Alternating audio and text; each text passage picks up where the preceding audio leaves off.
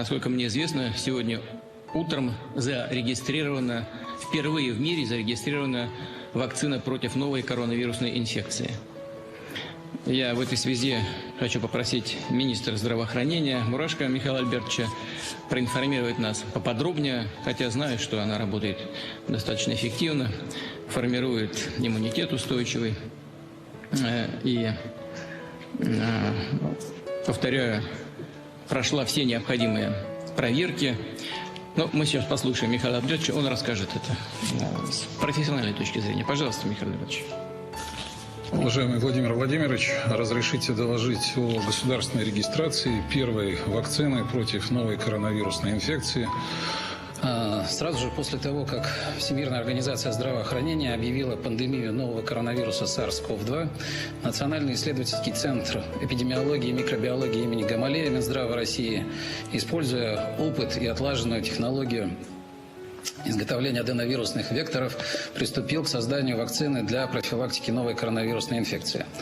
Доклинические исследования вакцины проводились непосредственно в Центре Гамалея Минздрава России и 48-м Центральном научно-исследовательском институте Министерства обороны. По результатам экспертизы данных клинических исследований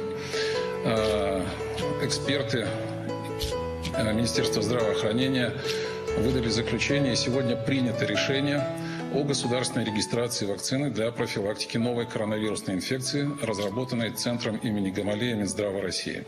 Это одна из первых зарегистрированных вакцин в мире, подтвердивших свою эффективность и безопасность.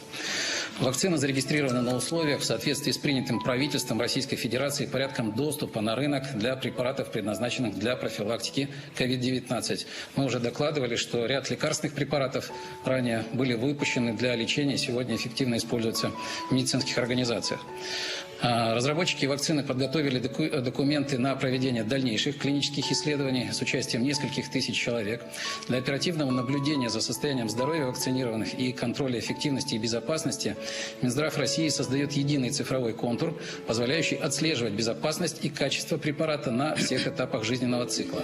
Это включает в себя и регистр вакцинированных пациентов, но и с 1 июля в России действует система мониторинга движения лекарственных препаратов, индивидуальный код на каждой упаковке.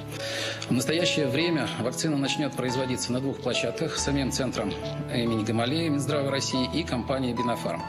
Мы сможем в ближайшее время начать массовый выпуск, вот что важно, массовый выпуск этого препарата, с тем, чтобы все, кто хочет, это, конечно, должно быть сделано исключительно добровольно, я уже говорил на этот счет неоднократно, все, кто хочет, могли бы воспользоваться разработками и достижениями наших